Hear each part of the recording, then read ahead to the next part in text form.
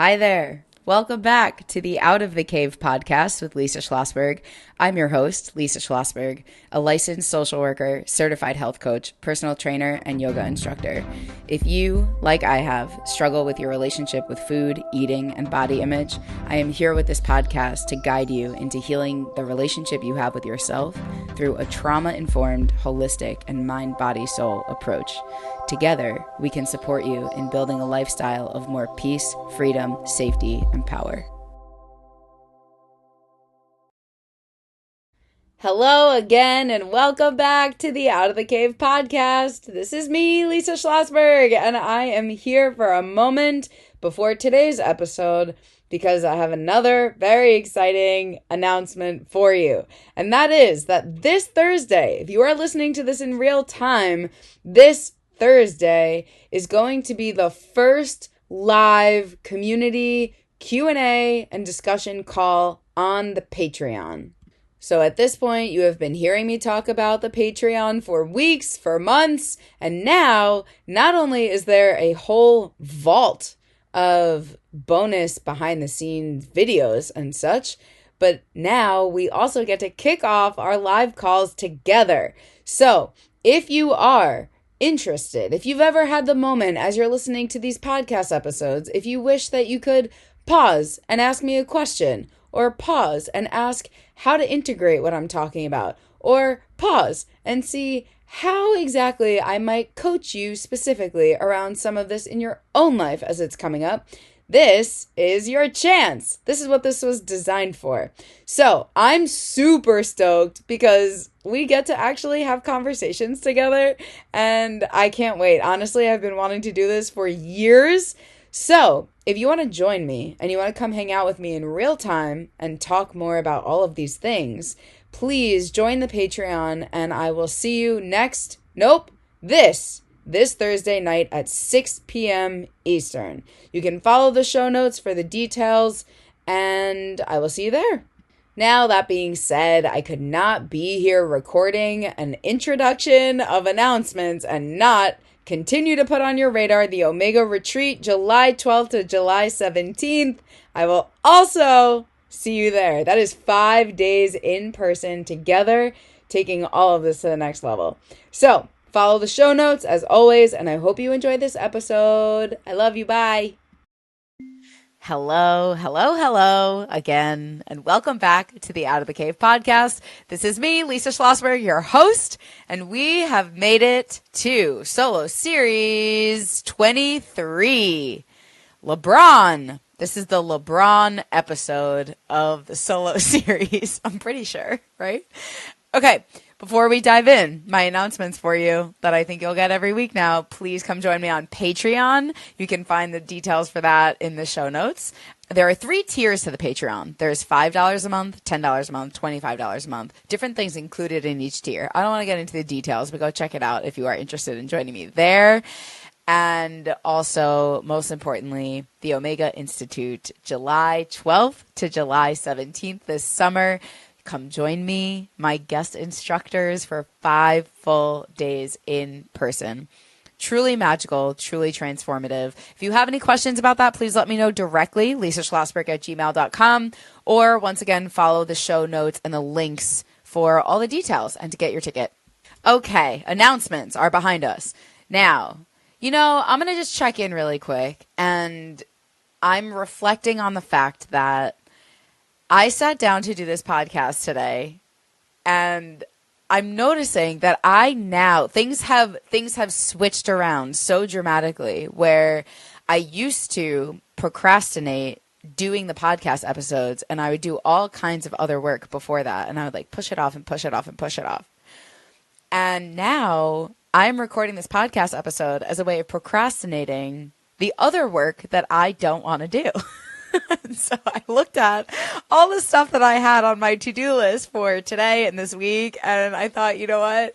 The only thing I really feel like doing is recording this next episode. So here we are, how times have changed, but I'm just writing it. So thank you for being here as always, and I hope you've been enjoying. So now, the last episode we were talking about Maslow's hierarchy of needs, the out of the cave levels as it comes to intentional weight loss, and I want to build on that. Now, I also want to acknowledge as well that, you know, I'm over here being like, we made it. We made it to talking about intentional weight loss. And while that is true, and again, like all of these episodes have really been kind of paving the way. So all of this has been part of intentional weight loss. What I want to acknowledge is also we've made it here, sure. But now there's like all this other stuff to address before we get into the actual more granular technical things around, like, dare I say, tracking and calories and things like that. We need to get really clear about the level of consciousness at which we're coming at this. Like, we've got to do that first. So we have arrived at intentional weight loss, but you know, like, we have to do this on all planes. So anyway, I don't know. Maybe I'm just saying that for myself, but we are going to get more into it today. So thanks for coming. To get us started today, I want to share a couple of things that came up when I was recently on the Mind and Fitness podcast with Eddie Lindenstein. So if you haven't listened to that, I think I've been on his podcast 3 or 4 times now, but he just recently interviewed me again, specifically to talk about intentional weight loss. And so one of the things, I'll give you the highlights here, but I do recommend you go check out his podcast, especially if you are into things like the mind-body connection and chronic pain and how it relates to things like food and eating and exercise. But one of the things that came up was a story he shared with me that I had never heard before. But he was referring to the podcast episode that I did with John Gabriel, who at this point, maybe you've heard me mention a handful of times, at least a year or so ago, where John has lost over 220 pounds, and, you know, that was decades ago. I've lost over 150 pounds, also over a decade ago. And so we talk about our extreme weight loss experiences. And Eddie Lindenstein was saying how this is one of his favorite interviews that he has ever heard of any two people talking anywhere. And that was really, really kind and nice. But what he was saying was that after he listened to that interview, things really shifted for him. And he was sharing this story. And again, you can go listen to him talk about this himself. But what he was saying was that after he listened to us speak, his mindset completely shifted. So instead of doing things because he felt like he had to, and he was kind of like coercing and forcing himself to eat a certain way or do things like save his calories until the end of the day, things like that, he started doing a lot of the same behaviors, but coming from this place of, I deserve it. I'm worth it. I want more for myself. I want better for myself. And so what he was saying is that his experience of it was entirely different, because what he's used to doing is, you know, what most of us are used to doing, very kind of diet culture talk that you have to do this, or you're supposed to do this, or it's, you know, it's bad if you don't do it, and driven by so much fear and shame and control and rigidity and perfectionism. And so when he shifted the way he was thinking about it, he was saying on the podcast that he was like, then I got on the scale and I didn't expect there to be any difference, because I was like barely trying. And then all of a sudden, like, I lost, 7 pounds or something. And the weight was just like falling off of me in a way that felt so effortless, especially compared to everything that I've tried in the past, that felt so effortful and forceful. And then the weight would like barely budge, And so it was really cool, honestly, for me to hear, because that's always what I hope, is that I like put these podcast episodes out and then it really helps you shift things internally. But so the reason I'm telling you about this example here now is because the way that I responded to him is what I want to highlight here. That is great. This is so awesome and so exciting that you listened to a podcast, you had a mindset shift, and then all of a sudden you start experiencing like effortless weight loss, like weight just falling off of your body in a way that you've never experienced before. Awesome. Now, I want to break it down a little bit because as you've been hearing me say the last few episodes, sometimes we have this tendency to go from everything is physical to everything is emotional. And then sometimes people will think or hope or expect that, like Eddie, you can maybe listen to a podcast or read a book or something, have a mindset shift, and then the weight will just fall off your body. And when you listen to him talk about it, it's almost like that's what it sounds like. That is, things shifted internally, and then all of a sudden I'm getting on the scale and I'm losing weight, and I didn't even know it. I wasn't even trying. And that's, again, wonderful. But we're missing a really important piece. And that's the reason why I want to talk about it here. What he said was, he listened to the podcast, he had a mindset shift.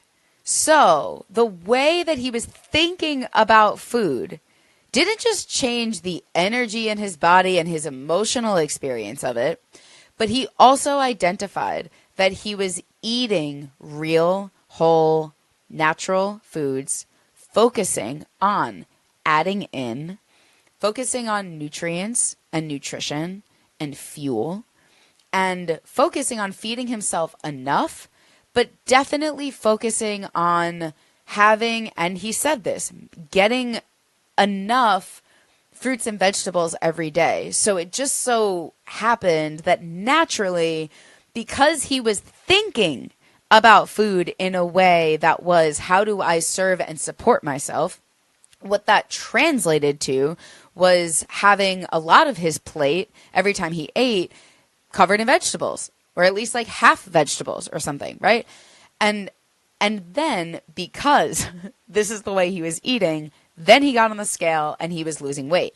So, like I said to him in that episode, the thing that people are sometimes missing is that the way you think about food can have a very real impact on your actual choices, decisions, and behaviors in the physical dimension. So what I'm saying to you is, he didn't just change his mindset and then lose weight effortlessly. He changed his mindset that changed his behaviors, aka his eating habits, that then resulted in very real, essentially effortless weight loss. But that's the thing, is we need to pay attention to the way that what we're thinking directly impacts what we are choosing. And this is the link between the internal to external.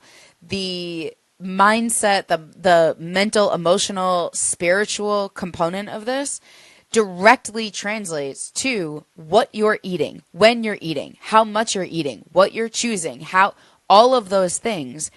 And that is the reason that he ended up losing weight. So I just want to be really clear and transparent about it. That is, that's what's happening.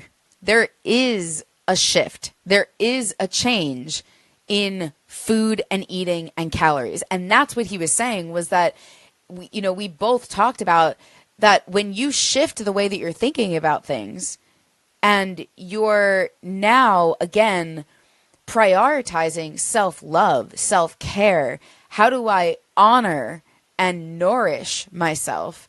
That's a mindset shift. That's a change in how you're in relationship with yourself internally.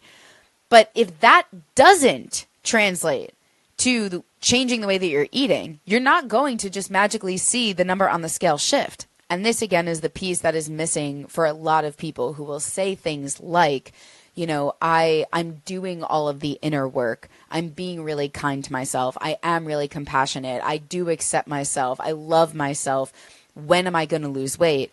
This is the piece. This is the piece, is it can't all be mental, emotional, spiritual all the time. We have to connect that to what's going on physically. Because if those changes internally result in what it resulted in for Eddie, which was eating more fruits and vegetables, eating higher volume, low calorie food, just by way of thinking about it differently, that's what's going to make the number on the scale actually budge. And again, not just budge in terms of seeing the result, but do it in a way that feels safe and is sustainable. Because exactly like he was saying, it's like you barely have to try at that point. When you rewire the way you're thinking about it and you connect it to what's going on physically, it doesn't feel all that hard, which, you know, I've been saying about my intentional weight loss recently, basically from the start, is like, it's ridiculous to me how kind of easy it is because all of these things have been dialed in. Now, as I'm saying all of that, what it reminds me of is the Albert Einstein quote that I put in module 1 of the program, and basically every speech I've ever given at every retreat or anything, that is, no problem can be solved on the same level of consciousness that created it. No problem can be solved on the same level of consciousness that created it. So basically what that means for us is, in order for us to engage in something like intentional weight loss in a way that is decidedly different than it was in the past, it's not just about changing the behaviors. It is about changing the level of consciousness through which we come at it. We have to think about it differently. We have to perceive it differently. We have to understand it differently. Our level of consciousness has to be elevated and raised in order for us to adequately solve the problem. And that is why, for me, I keep talking about this is about raising the consciousness. Because if you stay at the same level of consciousness as where the problem exists, you can't solve it. And that's what, again, all of this is about, is how do we raise the level of consciousness through which we are seeing something like intentional weight loss, or even weight gain, or weight at all in a general sense, so that we can actually do it in a way that is safe and sustainable. Okay, that being said, where that leads me is, if we use Eddie's, I love that we had this conversation because it's a perfect example for this. What wants to come through me about this is why this process, as far as I'm concerned, the way that I do it, it requires you to wake up. If you are not awake and you are not present and conscious in your life, this is not about that being bad or wrong. I've spent many years of my life completely dissociated. Fine. And this process requires that you be awake. You can't be asleep. The same way that, you know, I keep talking about, you want the car to drive, you have to step on the gas. If you want the car to drive, you can't be driving the car if you're asleep. You can't be driving the car safely if your eyes are closed, right? So it's not about being in pre-contemplation anymore. If you want the car to drive, you want this thing to move, you have to wake up and you have to open your eyes so that you can safely maneuver the vehicle. That's the idea, okay? And so this is exactly why. It's about pairing. And again, you can see probably how this builds on everything I was just talking about in the previous episodes. You have to pair the way that you're thinking about food, why you're choosing certain things, what you're choosing, and then pair what's going on mentally and emotionally with what you're actually choosing in the physical dimension that you're going to put in your body or not put in your body, and then see a result, and then rinse and repeat and keep doing that. You have to be awake. Like, this is not going to happen by itself, and it's not going to happen if you're not the one driving it. So I'm not as concerned with the granular parts, like where you're getting your calories from and all that stuff. It's like we have no business talking about those kind of details if you are not awake yet. It's like you can't talk about the directions you need to get to where you're going if you don't know how to turn the car on. And in order for you to turn the car on, you have to have your eyes open and you have to be awake. So that's what I mean when I say, we're using this as the mechanism through which you learn how to reparent yourself. You can use this as the mechanism through which you learn how to wake up. And that, again, is what my original weight loss felt like, is that I had to start paying attention, and that is what got me out of a chronically dissociated, disconnected place. So, as I was saying at the end of the last episode, where it's like you can do this simultaneously, but you can also do this kind of in a linear, like before, in the 3-step process where it's like first you do this and then you do this and then you do that. The idea building on that is you can either have your mind-body system reconnected already. Like, let's say, like, sometimes people find me and they've already been doing this inner work for a long time. They already have a really like kind and loving relationship with themselves.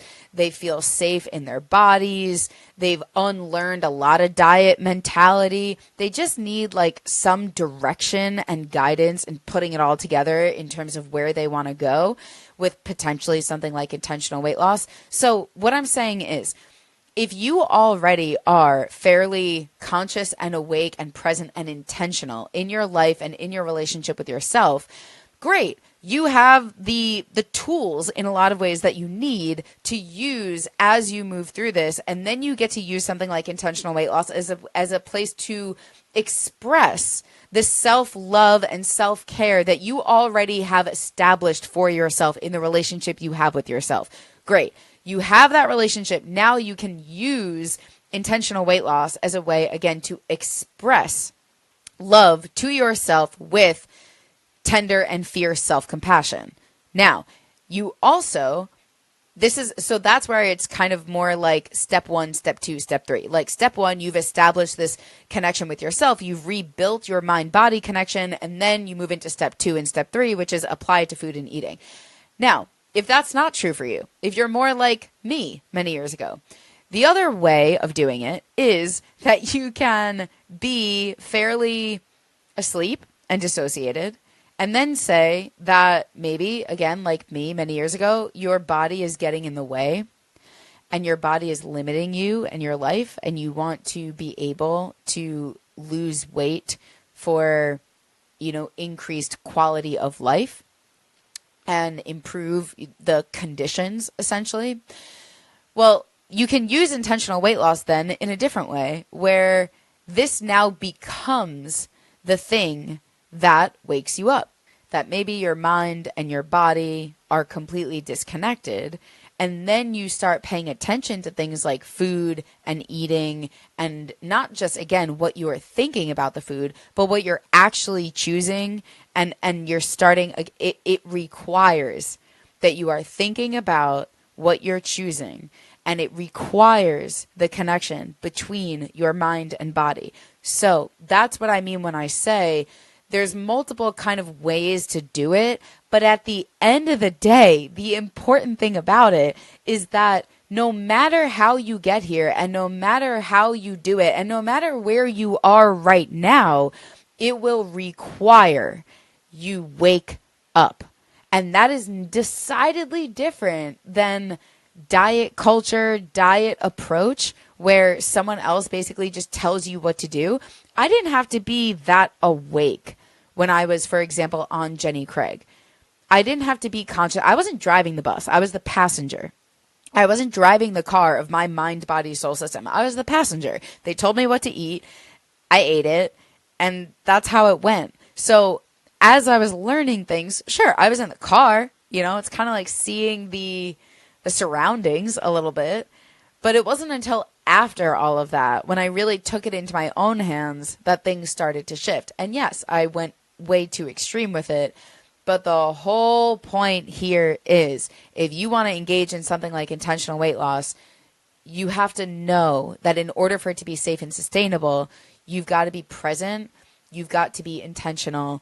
And in order for you to be present and intentional and mindful about what you're doing, you have to be here. You have to be here. You have to be awake. Now, let's talk about this for a second, because I'm curious if we just pause for a moment and allow you to have whatever reactions, feelings, emotions come up around that. What are they? And can we just take a moment for you to not be all up in your head thinking about what I'm saying, but to actually let yourself feel through part of it? Because I think that there can be a lot of very valid resistance to waking up and being present and being conscious. And I think very often there is a lot of resistance to that. And so I think it's just necessary to reiterate and honor that this is really a moment of reconciling the fact that no one is coming to save you. And I think that comes up often in this kind of work. No one can do this for you. And as I've said before, I don't think anything will really force you to confront that the way that intentional weight loss will. The only other thing I can think that feels similar to me is recovering from any kind of addiction. Like, no one can do it for you. You need support. We need help. We need guidance. We need other people to be part of the process, but no one can do it for us. And in all the years of all the people that I've worked with, I think one of the biggest obstacles to success is not grieving this and not allowing yourself to actually feel whatever comes up when you access this point. That is, you have to be awake to do this. And I share this sometimes where we didn't have this moment with food. Many of us didn't have this moment with food. But I think about when I must have been like 21 years old or something. And I remember my mom specifically saying to me, I'm done making your doctor appointments for you. Like, you are an adult enough now.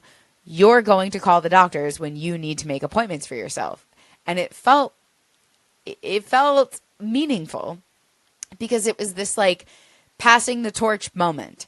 I have been doing this thing as your mother, as your parent. I have been taking this responsibility, and now I'm handing it to you. Now it's your responsibility.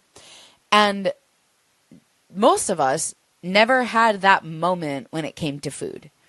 A lot of us are used to, if we are fortunate enough, the way that we engaged with food as a kid was someone bought it for us, someone put it on the table for us, and all we had to do is kind of show up and eat the food. And again, that's not true for everyone, but just energetically, the idea that you were the child in the relationship where you got to show up. The point being, you didn't have to drive the car. You were in the passenger seat for a long time when it came to food, and it was appropriate for you to be. It's just that then at some point, like, you were still in the passenger seat, but the driver wasn't there anymore. And for a lot of people, this happens first when we go to college. And for a lot of people, that turns into the freshman 15, because for a lot of people, it's the first time that we were like free to do what we wanted around food and eat as much as we want. And there were no planned meal times. There wasn't structured stability around it coming from there's a parent around kind of co-creating with us, right? And so for so many people, the reason I'm saying all of this is because I could be weeks, months, years into the work with someone, and if it has never landed that it is actually their sole responsibility now to do the thing, to buy the food, to eat the food, to serve the food, to prep the food, to portion the food, to whatever it is, if you aren't clear that you have to be the one driving this process, that will come up over and over and over again, kind of like the lesson comes up as many times as it need to before you learn it. So that's why I'm taking all this time to illustrate this. That is, we have to be awake. We have to be awake. There's no other way. As far as I'm concerned, if you want safe, healthy, sustainable weight loss, you have to be awake. Okay, so now you're awake. What's next? The other thing that Eddie Lindenstein asked me about on his podcast, that's what I want to tell you about, where he said, let's talk about doing this from a place of love rather than fear. You talk about intentional weight loss can come from a place of love rather than self-loathing. So can you talk about that? And how do we know if we're doing it that way? And which one is more sustainable? And so, of course, as you've been hearing here, it was very easy for me to say, well, if you feel safe and loving towards yourself, it is much more sustainable. And that's brain science, because you can run from a predator if you're driven by fear, but you can't run from a predator forever, which is why it's not sustainable. So let's talk about coming from a place of love. As I shared on his podcast, the first thing I think of is I saw an image once that was, I wish, again, I could share it with you, but go with me here, okay? And you can look it up. What I'm going to share with you is, it was called The Self-Made Man. There's a couple things I want to tell you about this, but it's called The Self-Made Man. The version I'm thinking of was created by Victor Pina, P-I-N-A, okay? So The Self-Made Man by Victor Pina, I think that's how you say it, is if you picture a very muscular man chiseling himself out of a morbidly obese body. So it's like the top half, it's almost like a centaur, but instead of like a horse at the bottom, it's like a fat body at the bottom. So it's like the top half is this like built muscular man, and he's holding these like tools, like carving tools. And then the bottom half of his body is like an obese man's body. So it's a thin guy coming out of a fat guy, essentially, carving himself out. Now, the first time I saw this visual ever, I remember feeling, and I saw it side by side, there's a man and a woman. He made both. And I felt really, I thought it was very powerful. And it really resonated with me. And I liked it a lot. And then, as is true with anything, especially on the internet, especially when it comes to bodies and weight loss, there have been many different reactions to it. And so I've shared this image at retreats and in other spaces. I've also shared it on Instagram just to get an idea of how people react to it and how people feel about it. And so some things that I've heard are people saying things like, you know, this has fat phobia written all over it. It implies that within every fat person is a thin person waiting to come out. It implies that, you know, basically we should all be thin, and if we just work hard enough, we'll be thin, and things like that. And as always, I will say, that's valid. That's valid. That's the way you see that. That's your reaction to that. That's your interpretation of it. That's valid. Makes sense. And again, as I've said here before, we don't see the world as it is. We see the world as we are. So me, based on my experiences of being in a morbidly obese body and then losing half my size, I see a visual like that and I feel very seen. I feel like I resonate with that. That feels safe to me. And other people who have had different experiences are going to look at that same exact thing and feel really maybe offended or unsafe around it. And that is all valid. That's how it works. But the reason why I'm telling you this now is because, like I said when Eddie asked me about intentionally losing weight from a place of love rather than fear, what I explained to him was the way that I used to think about my own weight loss and the way I used to feel about my own original weight loss was that the visual I have gotten many times is that it was like I was buried. I felt like I was buried under 150 pounds of rubble. And my intentional weight loss felt to me like I was pulling myself out.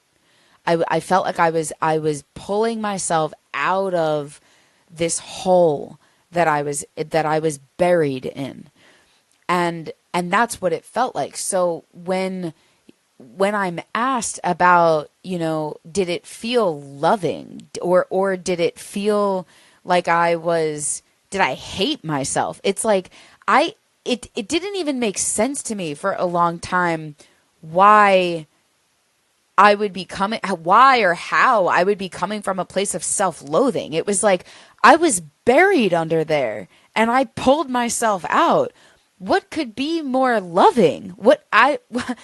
This is how I take care of myself. This is how I express love to myself, for myself, from myself. I pulled myself out of that hole. I pulled myself out from under all that rubble. How could that ever be anything but an expression of self-love? And on top of that, too, now this is where, me, myself, and I, this is where like parts work, different dimensions, different versions of us all coexisting. Like next couple episodes are going to get a little bit woo-woo, I'll tell you right now. But this is where I think about like, okay, so I was the one buried under the rubble, but I also was the one pulling myself out from the rubble. Okay, so now we're getting like, what is one dimension? We're not one-dimensional, clearly, okay? But so, in this visual, but the other thing that I noticed about it, and the other way it felt, is not just that I was pulling myself out from being buried, but also I had moments where I felt myself clawing my way up from being buried in that rubble, in that hole. That's what it felt like, is that I had to claw my way out into the light, out of the cave. I mean, come on, out of the cave, into the light, into freedom, into balance, into harmony, into embodiment, into safety. I had to claw my way out. It didn't happen by itself. It could not happen by itself. It will never happen by itself. And this is part of the root around why when other people, like I said, I think a couple episodes ago, where it's like it pisses me off so much, this assumption that if someone is losing weight, it's because they don't love themselves or because they hate themselves. The reason it pisses me off so much is because this is what I've lived through. This is what my experience was like.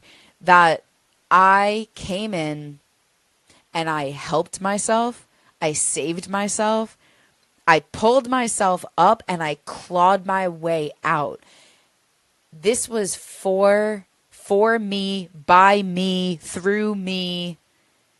And it was all rooted in love. I mean, again, what could be more loving? And so then, I did a little bit of research about this. I went down such a rabbit hole last night. I think that's why I'm recording this today. Because then I'm looking these things that I didn't know the history of this sculpture. I didn't know the history of where any of this came from. So then I look it up last night, and where it came from originally is the self-made man sculpture, which was originally created by Colorado sculptor Bobby Carlyle. So you can look up all of this. But here's my favorite thing about it. This metaphor that I'm reading directly, this metaphor is a man liberating himself using his own strength and fortitude. Because the original self-made man by Bobby Carlyle is not an obese man carving out a thin man. It's just a really muscular dude carving himself out of a block of rock. Basically a huge block of like granite that he's like carving his way out of. And the whole idea is, the self-made man liberating himself using his own strength and fortitude. That then inspires Victor Pina and his, obese, thin kind of version of that. And so I'm looking at all of this last night, just like really, really enjoying it and getting so lit up because, again, I always had this visual in my mind about my own weight loss before I saw any of these images ever presented to me. That is the visual I always had, was that I was pulling myself out from this hole the same way that the self-made man is liberating himself with his own strength and fortitude. Like, that is what intentional weight loss always was to me. So obviously last night I'm going through all this and I'm just like, yes, like this is it, is liberating yourself with your own strength and fortitude. So this again is counter to the entire diet culture narrative of like, I'm not good enough and I'm so ashamed of myself and I have to hide myself and take up less space. And it's like, oh, no. I get to liberate myself with my own strength. That is what intentional weight loss was like for me all those years ago. And I'm not there yet, but very much also this last time around, but I'll say more about that later. So again, the other part of this is, right, if you have been, and I don't mean like you, but like you, anyone, if you have been thin your whole life and you have only ever engaged or thought about something like intentional weight loss from a diet culture mentality, I would not expect you to understand that. I would not expect that to be your experience. And if the only reason that you've ever done something or thought about something like weight loss is because you don't like the way you look and you want to look better, again, I wouldn't expect you to understand this part of it or this experience of it. And you also do not get to come over here and tell me that my experience of intentional weight loss is not coming from a place of love and care. And the reason that I'm saying all of this now to you is because if you want to engage in something like intentional weight loss, you want to be really clear about what you're doing, about why you're doing it, and about the energy with which you're doing it. Because if you are coming from liberating yourself with your own strength and fortitude because no one else can do it for you, if you are coming from a place of wanting to get even more embodied and more connected to yourself and come out of the cave into a higher level of consciousness, yeah, we could do that. But it's very different than how maybe you have engaged with intentional weight loss before or ever thought about it. Because for me, like I'm saying all of this because this last experience of intentional weight loss for me over the last year or so, it's like, I already know because of my lived experience. I already have your brain learns through experience. I have the experience already in my past of intentional weight loss being driven by love, of being driven by how do I care for myself, being driven by how do I improve my quality of life, being driven by how do I experience more peace and ease and accessibility. That's what intentional weight loss always was to me.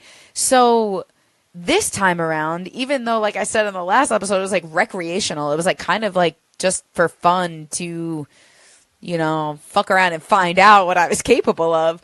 Even though it was so low stakes, it was very accessible for me in my own psyche to perceive it as something that was loving, because that's what intentional weight loss has been to me in the past. And I acknowledge the way that I have in other episodes about different things where it's like, I get that this is not everyone's experience. And I imagine that it would be way more challenging if you have a lot of experience trying to intentionally lose weight from a place of judgment and fear and shame.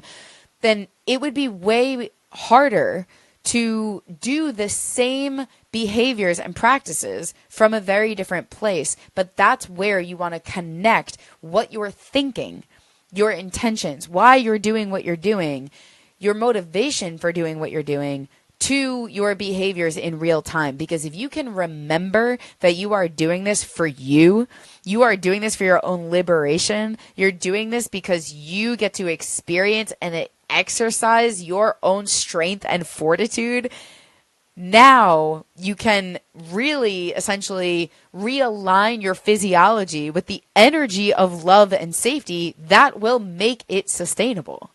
So just coming back to last episode where I'm talking about Maslow's hierarchy of needs, this is where for me, because it all was coming from a place of ultimately self-love, it was easy to feel as though I was kind of taking myself, this most recent time, taking myself like up Maslow's hierarchy of needs, where moving toward those upper areas, those growth needs that include the cognitive needs, the aesthetic needs, like the desire to look a certain way, it all felt like, what is the word?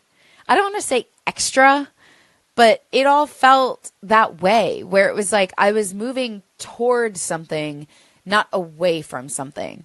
I was moving toward, where I wanted to go, but I wasn't moving away from where I was. And I think that, again, just energetically matters. I guess ultimately what I'm trying to say is that it felt along the way as though intentional weight loss was a practice of self-actualization. Like it was moving in that direction of just kind of what can I do? What can I become? So to build on that, and again, just kind of give you a sense of the energy that this process wants to carry.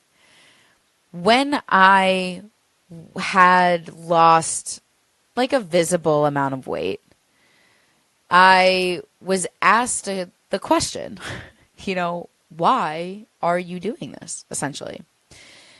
And people in my life, especially those that knew me well and knew my story, first were checking in to make sure that I was like healthy. It wasn't, like an old eating disorder coming back. It wasn't out of control. It wasn't extreme. I wasn't restricting. I wasn't losing my period, like any of the things that were happening last time. And my intention always was like, absolutely not. We are not going back there. We're not doing any of that. And I'll say so much about that too at some point when we get there. But I got the question, like, why are you doing this? And where is it coming from, essentially? Now, to answer that question, because I think all of this really matters for you if you want to engage in intentional weight loss anytime soon.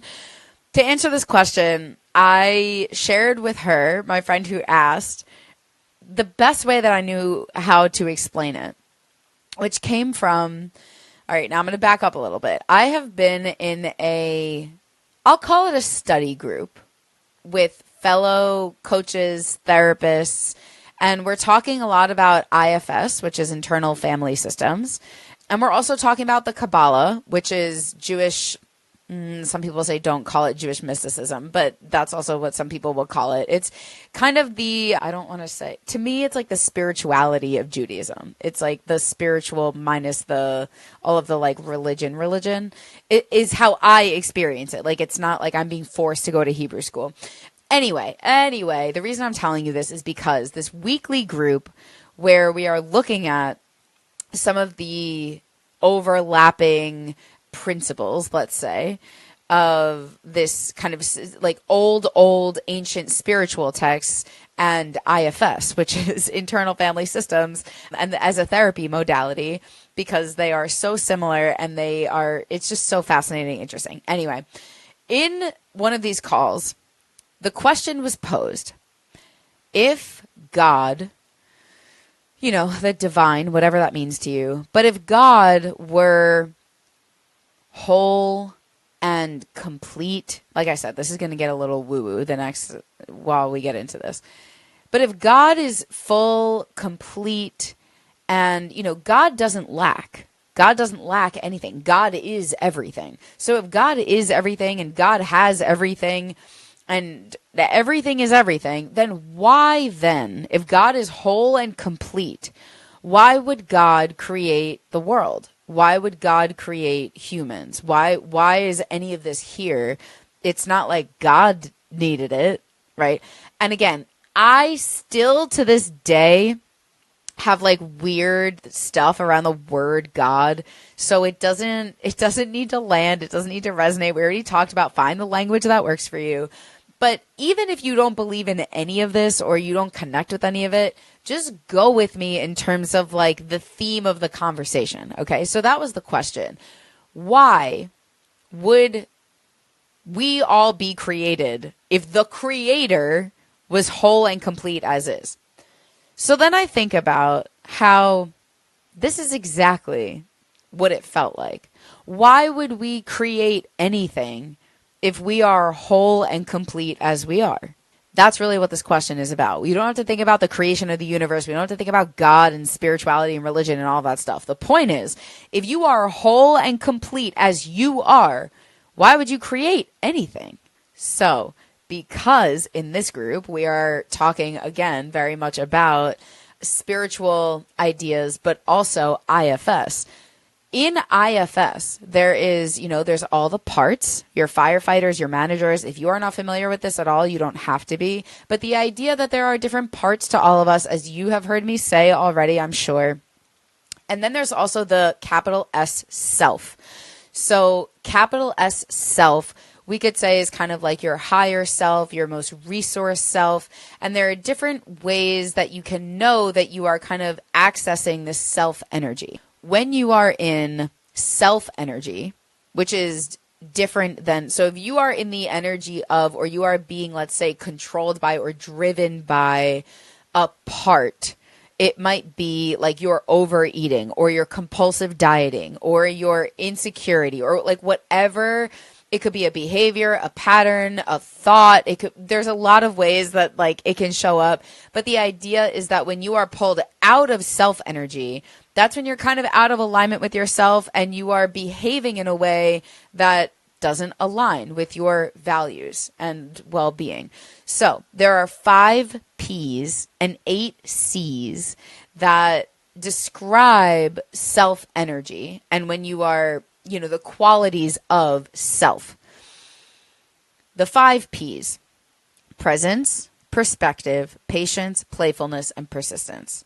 So when you are in an access and embodying your self energy, you have access to and you can express and embody presence, perspective, patience, playfulness, and persistence. Okay, now, the reason I'm telling you this is because of the 8 C's. The 8 C's are calm, clarity, courage, curiosity, compassion, confidence, connection, and creativity. Creativity. So, when we were having this conversation in this group, why, if we are whole and complete as we are, which self energy is whole, complete, loved, worthy, valued, all the things, safe. If we are whole and complete, why create anything? And when I thought about it, my answer to that was, well, when you're in self energy and you feel whole and complete, one of the 8 C's of self energy is creation, is creativity. So you're not creating something out of lack and scarcity. You're creating something out of wholeness and completion. And that, for me, is where intentional weight loss maps onto the aesthetic needs part of Maslow's hierarchy, where it's like, I'm not doing this because I'm lacking anything. All my needs are met. I am whole as I am. I feel safe, worthy, lovable as I am right now. So why create anything? Why work toward anything? Well, because I'm whole as I am. And when I am in this energy, this self-led energy of creation wants to happen, cool, let's create something. And that is where this round of intentional weight loss for me has come from and what it's felt like. And that's exactly how I answered the question, where she was like, why, if you knew, and this is what also is so important to me, because she was saying to me, if you know and you feel that you are worthy and lovable and safe and healthy, why are you losing more weight? And it was like, honestly, you're asking why. I'm asking why not. Like, it was like, and again, this is all within the realm of, I'm not doing anything unhealthy. I'm not at an unhealthy weight or an unhealthy body fat percentage. I still have my period. I'm still going out and eating what I want. I'm still having cocktails with my friends. I still have hair that is growing. I am sleeping. I'm eating. I'm hydrating. I am in a healthy place. So I'm not saying, why not lose more weight? And I'm going to abuse and harm myself in order to do it. I'm saying, why not? Like, as though similar, this is where for me, it's like when God or whatever, quote unquote, decided to create the universe and all the people and the planets and everything, it's like, it's not like, I don't know, God, you were whole as you were. Why did you have to go and create all that? It's like, because why not? Like, I am whole as I am, but I want to create something. And I think you can do that. Again, if this is coming from self-led energy, that's innocent. That's innocent. That doesn't need to be demonized. That's not a bad thing. That's not something we need to be afraid of. It's just, again, it's not about what you're doing. It's about the energy with which you're doing it. And so if you still don't feel safe to get your needs met and listen to your body and honor yourself, and you don't have a stable relationship with food, at the bottom of the pyramid, you haven't advanced past level 1 where you can eat when you're hungry, stop when you're full, and know that food is consistent. If you are not there, you have no business moving up the pyramid because you're not in growth needs, you're in deficiency needs. But when that is not at all your relationship with food, when you again know that I'm good as I am, I'm safe in this body, I'm here, I'm healthy, I'm happy where I am, and also kind of see what I can do, you're moving your way up the pyramid. And again, the behaviors might look the same, but the energy is completely different. And that is really what matters. So I will say so much more about this in the next episode to explain a little bit more what I mean in detail. But the idea is that for me, it's kind of like working on a project and seeing the progress. And it's like an art project. It's like working on an art project. It just so happens that the sculpture that I'm working on is my own body. So I want to validate that of course it gets messy and it gets tricky and nuanced and complicated and very often triggering when the art project you're working on is your own body. Especially, now put this in like a million asterisks in your head, especially if you are objectifying yourself and defining yourself as a body. And this is where the whole next episode is going to break this down, so it makes a lot more sense. If you are not seeing yourself as a spiritual being, if you are forgetting that you're a spiritual being, if you haven't connected to yourself as a spiritual being, and you are in relationship with yourself as a body, if you forget that you are not the body, you are the soul, you have a body. It's not that you are a body and have a soul, okay? So if you forget that and you're moving through life thinking that you are the body, and then you start to think about changing your body, that's too scary. That's too dangerous. It's too threatening because it's starting to threaten your identity. It's threatening your perception of what you are. And that is what makes it unsafe, which is what makes it unsustainable. If you are thinking of yourself only as a body, and then you try to change your body, and there's no remembering that you are much more than your body, that you are a spiritual being, the stakes are too high. The stakes are too high. And then it can feel that way. And then again, if it feels that way and you are over-identified with your body, the physical being, or the process of changing it, thank you, Neville, that's where it won't, again, feel safe or sustainable for that reason. So, like I said, in the next episode, I'm going to go through like step by step, basically, what this means and how to kind of make sure that you're doing it, quote unquote, right, that you are bringing your spiritual self along for the ride so that it can be safe and sustainable. I'm going to break that down, but it'll take too much time to add into this episode. So instead of doing all of that right now, I want to tell you, it's not like a miscellaneous thought, but it's like one of those things that I could probably tack on to like any episode at any point. But I think it wants to go right here. And this is something I've been thinking a lot about. And I think if we're talking about kind of the beginning of the process, the beginning of thinking about intentional weight loss. I want you to think about this and just kind of hold on to it. All right, how do I want to say this? You can either take yourself or you can leave yourself. You can take yourself with you or you can leave yourself behind. And I know some people who have lost a lot of weight and they have left that version of themselves behind. They are ashamed of that person, of the weight they used to be, of the size they were, what they used to look like, how they used to eat. And because of shame, I think, they leave that version behind. And intentional weight loss becomes an effort to reject and forget about themselves. This like makes me sad, actually, when I say that, because I know how true that is for some people. That is like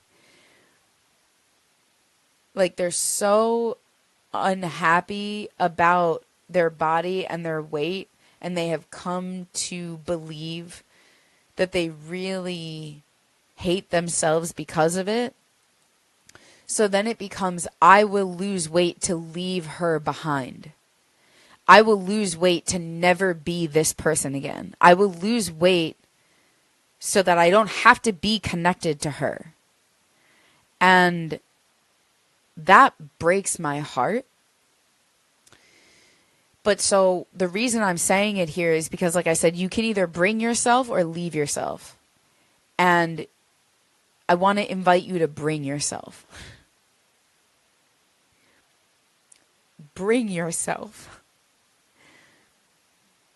Bring yourself with you. Bring the heaviest, fattest, scaredest version of you with you. Don't leave her behind, because the truth is you can't. You can't. No matter what you do, no matter how much weight you lose, no matter how much you change, no matter how different your body is, you can't leave her behind. All you're doing is burying her. All you're doing is burying her alive. And you don't want to do that, because you will feel that. You will feel that. For the rest of your life, I will bet my life you will feel it somewhere. It's that stuff that we bury and bury and bury and bury and bury and just deny and pretend isn't there. Don't do that with the version of you that exists before your body changes. Don't leave her behind. Don't leave him. Don't leave them. Don't leave them. And I think about how some of the people that I know that have lost a lot of weight, you know, what this looks like, or how I've seen this look, is like those people will erase every single photo of themselves when they were in a bigger body. Like they never existed. And I think the reason like it makes me so emotional is like, imagine how that feels. Imagine how that feels. Not to you, not to the version of you that exists at the finish line. Not to the version of you that exists when you're thin. How does it feel to be erased? To be so intentionally hidden? Because that version of you is still you. That version of you is still you. That version of you that you want to spend the rest of your entire life hiding, it's still you. That's not homecoming. That's not love. That is separation and fragmentation. That's exiling. That's not love. That's not connection, it's disconnection. So if you're thinking about intentional weight loss, bring them with you. Don't be ashamed of where you are, who you are, what you are before you get started. Because like I said episodes ago, if you don't love who you are now beforehand, you can go ahead and change your whole body dramatically and show up in a much thinner version and still not at all love yourself. So if you're doing this as a way to disconnect from the version of you that exists right now, yeah, that's not going to work out so well, at least on a spiritual level. Do this as a way to get even closer to you. So anyway, so what I think of, I think about when I was abroad and I just lost all my weight. I was like the thinnest I ever was. I was so miserable. And it was right after a semester at sea. And long story short, I met this guy in Spain. And he was like an American dude. And we like hit it off. And I'll just be so straight up with you at this point, like, you know, being really honest with you. There was like incredible amounts of sexual tension. Like there just was. But he had a girlfriend and back at home. And so nothing was going to happen. We weren't going to do anything. But like, you know, vibes are real. Vibes are real and vibes were very real.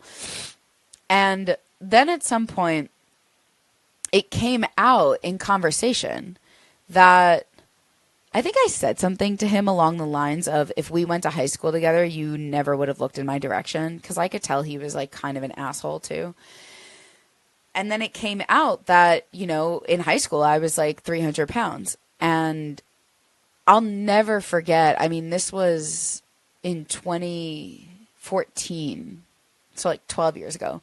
I'll never forget it though, because I remember his reaction to all of that was kind of like, I could tell he was kind of very conflicted, because he definitely felt kind of disgusted and put off, and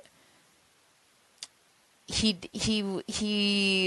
thought, like, I don't know, I think he thought it was like kind of gross. Like he was reacting to the way that he would react to a girl that was 300 pounds.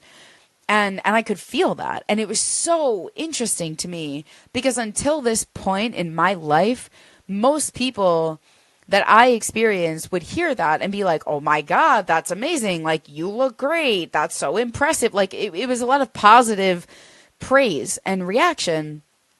And that's why it really struck me, because I remember this guy being like, oh, don't tell me that. And he was in so much shock. And I remember saying, like, you know, I have no shortage of pictures if you like want to see, because I think at one point he was like, I genuinely don't believe you. And that, what I remember the most about it was him saying, do not show me, do not show me, do not show me, do not show me a picture of what you used to look like. And I remember again being like, why? Like, this is so weird. And I remember him specifically saying, because it'll ruin what I'm looking at right now. And I felt so honestly, I think it took me a long time to figure out how exactly I felt about all of that. But I'm bringing it up now because I remember being so acutely aware that I didn't leave her behind. And when he was saying things like that, don't show me what you used to look like, it was like I didn't share that with him at all. I wasn't like, yeah, you know, I'm a different person now, and like, yeah, she was gross, and yeah, I'm ashamed of that, and yeah, I want to hide her, and I want to put her away, and I don't want anyone to ever know about her. No. And that's what I think of. And I think that's what in some ways has made my experience of weight loss sustainable, is I might have done a lot of things, quote unquote, wrong and taken things to an extreme. but I was never doing it to get rid of myself. I was never doing it as a way to get out of myself. I wasn't doing it as a way to sever the relationship with myself. It was a way to strengthen the relationship I have with myself. And I think that matters. I think that's everything when we think about this. And what it also reminds me of is the last thing I will say, then I'll let you go. I recently got, if you follow me on Instagram, maybe you saw this, but I got 302 tattooed on my back. 302 is my heaviest weight. And it wasn't my idea originally. It was a friend of mine who had a friend of his who shared this idea with me a long time ago of getting his heaviest weight on his back because, in his words, it's behind him. And I did that recently, a few months ago, and I really love it. I really, really love it. But I had someone say to me recently, she said, you know, getting 302 tattooed on your body, people are going to ask you about that. And I remember being like, yeah, I know. Or like, okay, you know, let them. Like, I welcome that. And I could see the look on the face of the person I was talking to. Like, she proposed it almost as like a prop. Like, what are you going to do? Like you put a number on your body. Like, people are going to ask you about that. And then you're going to have to tell them that, like, you used to be 300 pounds. Like, are you sure? And I was just like, that's the fucking point. Like, I am proud. I am proud. I am proud of her. I'm proud of everything that she did. The heaviest version of myself is the background image on my phone still. For the last few months, as I've been working through all of this and reconnecting with all of this, all of it is like a tribute to her. And so I'm just saying all this because it's like, you can still, you know, become my friend on Facebook, and all you have to do is click through the first few pictures and, like, boom, you see, I haven't deleted anything. I don't erase anything because she is me. She is me. I don't want to get rid of her. I'm not ashamed of her. I'm proud of us, of everything that we've done, of the hole that we were in, the pulling myself out of it, the clawing my way through it to be where I am now. I am proud of that. And I feel like that really matters because you can do something like intentional weight loss to leave yourself behind or not. And I want to strongly implore you to not do it from that place. And this is how, again, this is all out of love. This is out of love. Moving up the pyramid, getting your needs met, expressing love to yourself through the journey of practicing intentional weight loss. So again, it might be a very different way than you've thought about it. It might be a different way than you've ever heard anyone talk about it. But that is exactly what this is for. That's exactly what this is here for. So I'm going to leave it there now. And again, the next episode, I already have, because after the rabbit hole I went down last night, I have notes on notes. So where we're going next is, you know, again, how do you do something like intentional weight loss, but as a spiritual being, so you can feel safe doing it and have the results be sustainable? That's the idea. So that's where we're going. Thank you for coming today to the LeBron episode. If you have not already, please rate, review, subscribe, and share the pod. And come to Omega in July. And I will see you there, and I'll see you again next week. I love you. Goodbye.